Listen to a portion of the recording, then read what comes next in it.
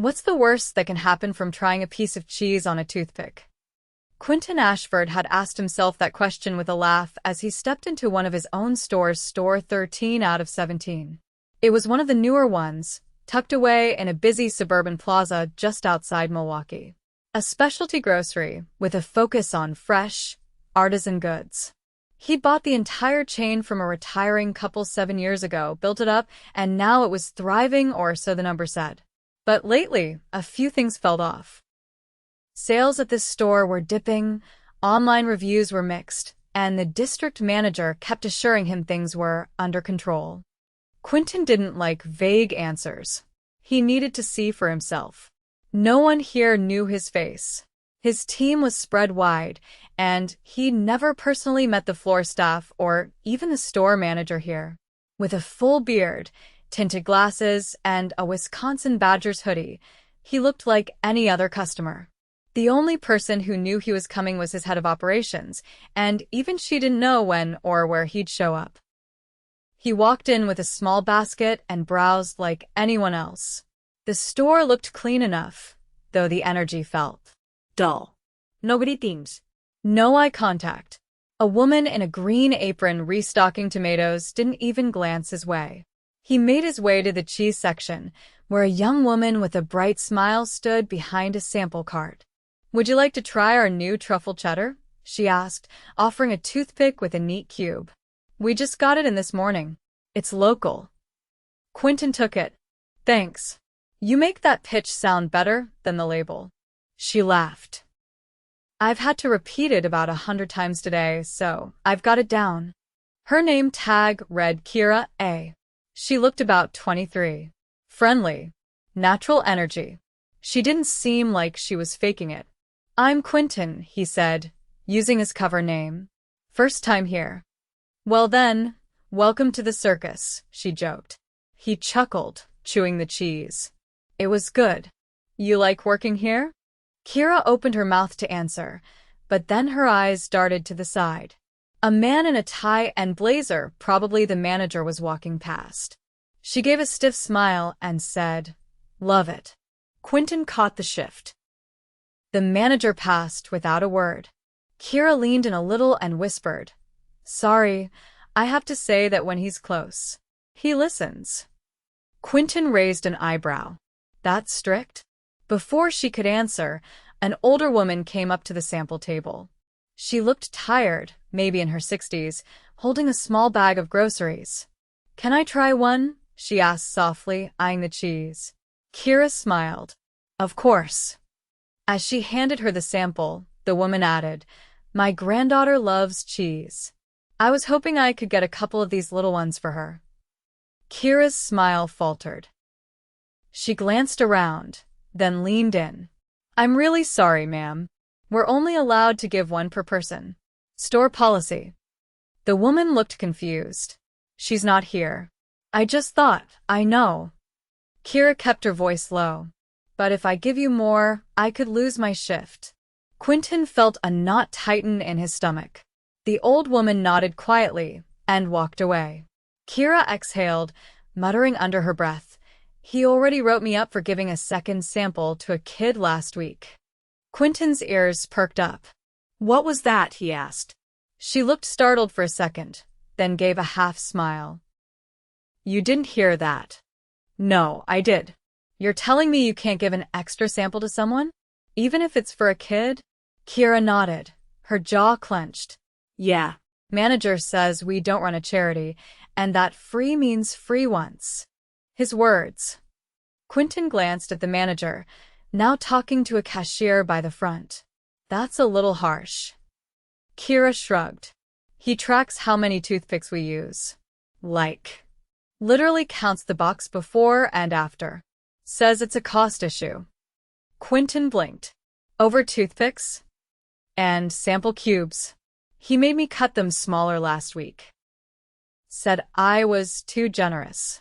Quentin looked at her, studying her face. She wasn't lying. She didn't even seem bitter, just tired. He grabbed another cube, pretending not to care. But inside, he was boiling. This wasn't what he built the company for. This wasn't how customers or employees should be treated. A mother with a little boy walked up next. "Can he try one?" she asked. Kira hesitated, then handed the boy a cube quickly, checking to make sure the manager wasn't looking. "Thanks," the boy said, smiling. They walked off. Kira whispered to herself, "Worth it." Quentin stared at her, then down at the sample tray. Something was deeply wrong here. He didn't know how deep it went, but he was going to find out. And this time, he wasn't leaving quietly. Quentin lingered by the end cap, near the specialty crackers, watching as Kira carefully rearranged the cheese tray. She wasn't stalling, just making everything look neat. Her body language was tight, focused, like someone playing a game with invisible rules. He noted how often she glanced toward the front of the store, where the manager stood with arms crossed, scanning the floor like he was looking for something to criticize. He walked past the bulk bins and made his way toward the bakery counter, intentionally slow. A teenage boy was stacking loaves of sourdough onto a wooden display. The kid's apron was too big, hanging awkwardly, and his hands moved with nervous precision. "You bake these here?" Quentin asked casually. The boy looked up, startled. "Oh, no. We just finished them. They get par-baked at the central kitchen. I just heat and rack them." "Got it," Quentin said. "You seem busy." The boy gave a quick nod and went back to lining up the loaves. "We're short again. I was supposed to be off the floor by now, but I'm covering until the evening guy shows." Quentin tilted his head. "You work alone back here?" "Yeah, usually. Sometimes Maria helps, but she's off today." Before he could ask more, a sharp voice rang from the front. "Bakery, you left your timer running again?" The boy flinched. "Sorry," he called out, then rushed to silence a beeping oven. Quentin turned to see the manager staring from across the store. Even from a distance, his glare was pointed. He didn't say anything else. He just stood there watching. Quentin walked away before he could draw attention. He passed a tall shelving unit stacked with imported pasta and turned into the back aisle near cleaning supplies. A middle-aged man was kneeling with a pricing gun, attaching new tags to a lower shelf. His vest had a name badge. Frank Stock Lead. "Excuse me," Quentin said. "Do you know where the baking soda is?" Frank stood slowly, his knees cracking. He looked tired but not unfriendly. "Aisle 2, right-hand side, third shelf down." "Thanks. You've been here a while." "5 years," Frank said, brushing off his pants. "Long enough to know where every item is blindfolded." "You like it here?" Frank hesitated, then looked around to make sure no one was nearby. "Depends who you ask," he said. "The job itself? Fine. The way we're run lately? Different story." Quentin leaned casually against the shelf. "How so?" Frank lowered his voice. "They cut hours, but expect the same output. I used to have 2 guys helping me unload the truck. Now it's me and a temp who doesn't know the layout. We don't even have time to rotate stock properly anymore." Quentin frowned. "That seems risky." Frank nodded. "I've warned them. Told the manager last week that we had expired cereal on the shelf. He told me to prioritize revenue-generating tasks. Whatever that means." "Did you pull it?" "I did. Quietly. I'm not letting a kid get sick over a box of flakes." Quentin stepped back. "Thanks, Frank. Appreciate the honesty." Frank gave him a nod and returned to his pricing. Quentin grabbed a random pack of bleach wipes to keep up the shopper act and headed down the frozen section. Near the end of the aisle, a woman in her 30s was breaking down boxes behind a small freezer island. She moved quickly, her ponytail swinging with every motion. Her name tag read Nina, Assistant Manager. She didn't notice him at first, too busy slicing down cardboard and stuffing it into a cart. Quentin approached slowly. "You always this fast, or is it just rush hour?" She looked up, startled. "Oh, sorry, didn't see you there. Just trying to stay ahead of it.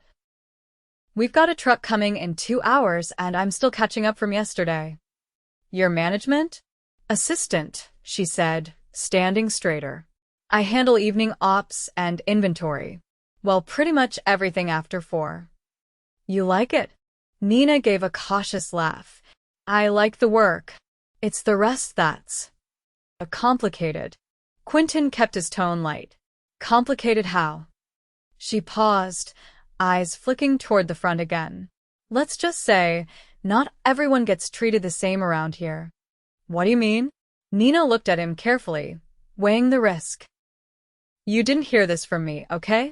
Of course. She lowered her voice. If you're one of his favorites, if you go along with everything, don't question anything, you get good shifts, better hours, flexibility. If you don't, you get stuck with the worst rotations, denied PTO, blamed when things go wrong. Quentin asked, You mean the store manager? Nina nodded once. It's subtle, but it's real. I've been here long enough to see the pattern. And it's not just performance-based. I've seen him treat 2 people differently for the same mistake. Quentin's posture stiffened. Based on what? She hesitated. I don't want to say too much. But if you're not white, or you speak with an accent, you're under a microscope. Always. The words hit hard. And you've raised this? Nina gave a dry laugh. To who? HR is 2 states away. And he's tight with the district lead. Complaints disappear fast. Quentin clenched the wipes in his hand, forcing himself to stay calm. Thanks for telling me. She nodded and returned to her boxes. He walked away, heart pounding. This was beyond bad management. This was systemic. At the registers, a young woman in a hijab was ringing up customers. She moved efficiently, her eyes focused, but Quentin noticed how stiffly she carried herself. Behind her, the manager stood with a clipboard, watching her every move. She didn't acknowledge him, didn't even glance in his direction, just kept scanning, bagging, handing receipts. He'd seen enough. He waited until the line thinned, then stepped behind a pillar near the front windows and pulled out his phone. He texted only one person, Melissa, his head of operations. Need you at store 13 in 30 minutes. Quiet entrance. Don't tell anyone. He pocketed the phone and walked back toward the sample cart. Kira was still there, offering the same bright smile, but now her hands were trembling slightly. You okay? Quentin asked gently. She blinked. Yeah. Just a long shift. Can you take a break? Not allowed until the floor's covered. And we're short. He looked around. There were only 6 employees visible on the floor. For a store this size, that was nowhere near enough. Quentin leaned in. Listen. If someone came in and wanted to know what really goes on here, would you tell them? Kira tilted her head. Depends who they are. What if it was someone who could fix it? Kira's eyes narrowed. They'd have to care first. Before he could respond, the manager's voice cut through the air. You guy in the hoodie. You've been lingering too long. You need something? Quentin turned slowly. I was just talking to an employee, he said calmly. The manager walked over, clipboard in hand. Samples are for customers, not social hour. If you're not buying, I'll ask you to move along. Quentin took a breath. You always speak to customers like that? The man's stare hardened. I speak to people who waste my staff's time. Quentin looked at Kira, whose mouth had gone tight. He turned back. What's your name? Greg Carson. Store manager. And you are? Quentin locked eyes with him. Quentin Ashford. I saw. The clipboard slipped slightly in Greg's hand. He opened his mouth, but nothing came out. Quentin stepped closer, his voice low and sharp. We'll speak in the office. Now. Greg hesitated, then nodded stiffly and turned toward the back. Quentin looked at Kira. Take your break. She stared at him, stunned. Wait, what? Now, he repeated. You've earned it. He followed the manager down the aisle, every step heavier than the last. What he'd discovered in under an hour shook him. But the real work cleaning out the rot was just beginning. Greg's office was tucked behind a narrow hallway next to the produce cooler, past an unmarked gray door with scuffed paint around the handle. As Quentin followed him inside, the air shifted cooler, quieter, and thick with tension. The room was small, just enough space for a desk, 2 filing cabinets, and a plastic chair across from the manager's seat. A dusty wall clock ticked above a laminated fire exit map. Greg stood behind his desk, arms folded. "Didn't expect you in person," he said, voice tighter now. "Could have let us know." Quentin stayed by the door, eyes scanning the cluttered desk. "That's the point. I don't want to see what people prepare. I want to see what's real." Greg didn't respond. He slowly sat, adjusting his blazer. "You manage this entire store?" Quentin asked, tone flat. "Yes, sir." "Then you'll be able to explain something to me."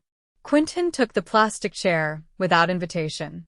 "Why does your assistant manager believe staff are treated differently based on race or background?" Greg stiffened. "With respect, I think there's been a misunderstanding. We treat everyone the same here. Always have. I didn't ask for a slogan. I asked for an explanation." Greg looked off to the side. "Not sure where that's coming from. People misread things sometimes." "This is a high-pressure environment." Quentin didn't blink. "You monitor a cashier more closely than others. You distribute shifts unevenly. You punish minor infractions selectively. That's not pressure. That's a pattern." Greg's jaw tightened. "We've never had a formal complaint, because you've created a culture where no one feels safe enough to file one." Greg's voice rose. "I do my job. I hit my numbers. If someone has a problem with that, maybe they're not fit to work here." Quentin stood. "You're done." Greg blinked. "Excuse me?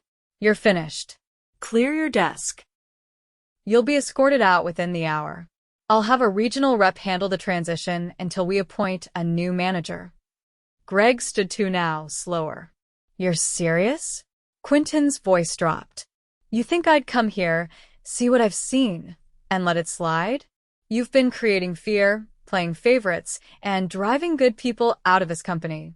That ends now." Greg looked like he wanted to argue, but couldn't find the ground to stand on. Quentin opened the door and stepped out. Melissa was already waiting near the freezer aisle. She'd arrived quietly, as requested, wearing a plain coat and carrying a tablet.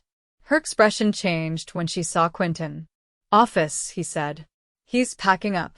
She didn't ask questions. She walked past him and entered the room. The door shut behind her. Quentin moved to the front of the store. The same cashier the woman in the hijab was finishing her transaction with an elderly couple. Her eyes met his briefly. There was a flicker of confusion, then recognition. He approached her register. "Your name?" he asked gently. "Samira," she said, cautious. "You've had someone watching over your shoulder every shift." She hesitated, then nodded. "No one should work under that kind of pressure," Quentin said. "You're doing your job well. I saw it myself. That's what matters." "Thank you," she said softly. "You'll be getting a proper review with HR," he added. "Not to investigate you, to hear from you." She gave a small nod, eyes wide. Quentin walked back toward the center of the store. Near the floral display, he spotted the teenager from the bakery now wheeling a crate of pre-packaged muffins toward the front. He looked exhausted. Quentin stepped into his path. "What's her name?" he asked. "Eli." "You were supposed to have someone helping today?" "Yeah." He called out. "I told the manager, but he said to figure it out." "Did you?" "I mean, I'm still here." Quentin gestured toward the crate. "You shouldn't be doing this alone, especially not while still learning." Eli looked surprised. "I didn't think there was another option." "There is now." Quentin pointed to an empty shelf nearby. "Set that down. You're taking a break. But no discussion. 10 minutes. Go sit. Hydrate." Eli nodded slowly and walked off toward the break room. Quentin turned to scan the store again. Customers moved between aisles, unaware of the upheaval underway. A middle-aged man in a worn Carhartt jacket was comparing olive oils. A mother with 2 toddlers studied cereal boxes. Everything looked ordinary, but he knew better now. He spotted Nina near the back, guiding a temp through a restock. She worked quickly, pointing to shelf tags and directing box placement. Quentin approached. She glanced up and straightened. "Sir, I just spoke with Greg. He won't be returning." Nina's eyebrows lifted. "Seriously? He's out." "Melissa's handling the formalities." She looked at the temp, then back to Quentin. "I don't know what to say. You'll be managing the floor tonight. I'll have our regional lead sit in tomorrow to assist. You're not alone." Nina hesitated.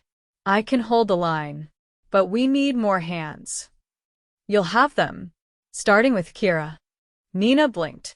"From samples. She's been underused. Effective communicator. Sharp. She'll be reassigned to customer experience. And she's off the floor for the next hour. Paid recovery time." Nina gave a short nod, processing it all. "Keep things steady," he said. "I'm not leaving just yet." Quentin made his way to the break area, a small room with a vending machine and 2 folding chairs.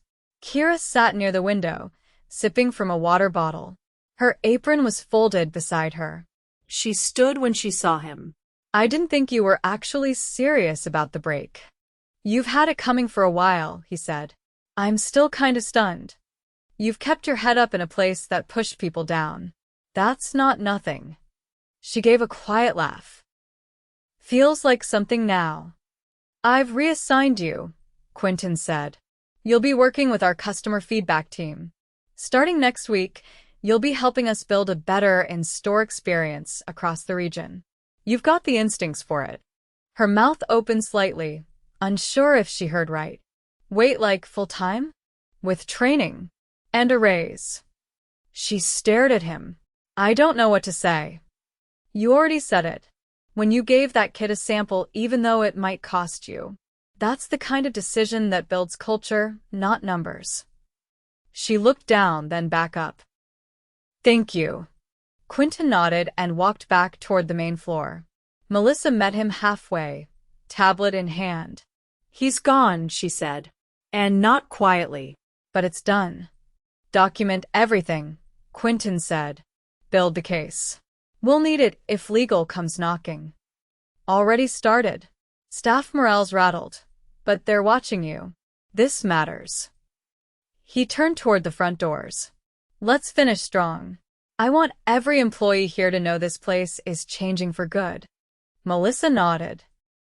As they stepped back into the bustle of the store, Quentin saw Frank near the back aisle, scanning barcodes and adjusting shelf tags.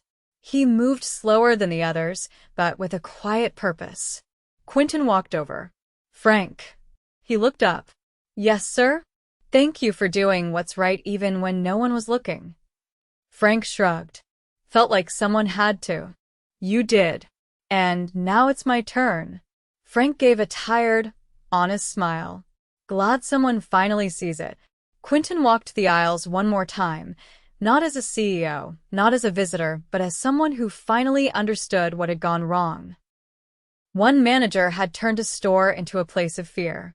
But the people inside, their resilience, their quiet acts of decency, they were the Real Foundation. It had taken a free sample and a whisper to expose the cracks. Now, he'd make sure no one ever had to whisper again. The next morning, the store opened at 7 as usual, but nothing about the day felt routine.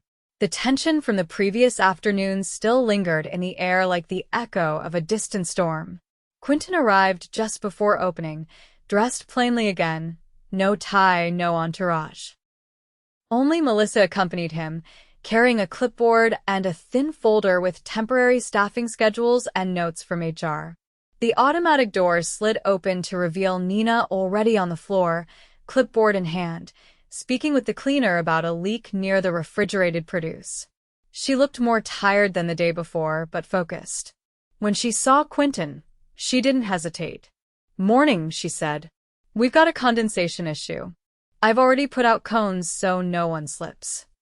Good call, Quentin said. How was the close last night? A bit rough, she admitted. But no walkouts. Everyone stayed. I think they wanted to see what today would look like. You'll want to be at the morning huddle, he said. Bring whoever's on shift. She nodded and started gathering the staff. By 7:20, 8 employees stood near the floral section. Some leaned on carts.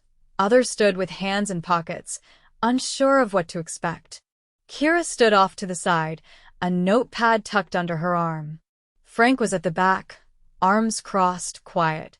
Samira arrived last, removing her jacket and sliding into the group with a watchful expression. Quentin stepped forward, his voice steady. I know it's unusual for someone at my level to be standing here, but unusual's what brought me here in the first place. No one said anything. They just watched. I came in yesterday thinking I'd see a few gaps in process.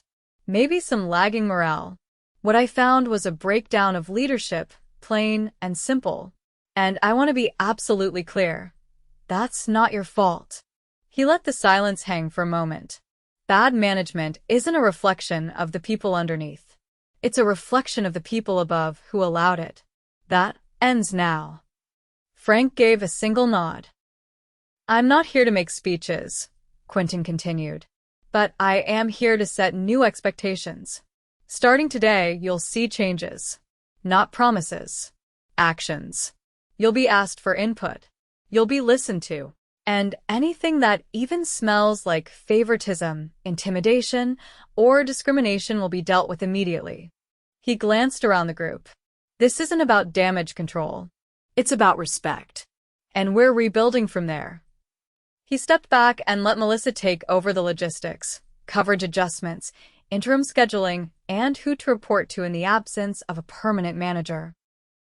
Nina would continue leading the floor, but decisions would be reviewed at the end of each shift until a new structure was in place. After the huddle, Quentin approached Kira near the back dairy case. Ready for your first day off sample? She smiled dryly. I still feel like I should be slicing something. You will be, he said, but it'll be data, not cheese. Melissa handed her a small tablet loaded with a feedback survey interface. You'll be asking customers about their experience's layout, staff interaction, product availability. We want 10 honest opinions a day, minimum. No scripts. Kira tapped the screen, then looked up. And I'm allowed to give them more than one opinion sample? Quentin laughed. Unlimited. She walked off toward the bakery with a bit more spring in her step. He turned to Samira next, who was wiping down her register. I'll be observing from a distance today, Quentin said.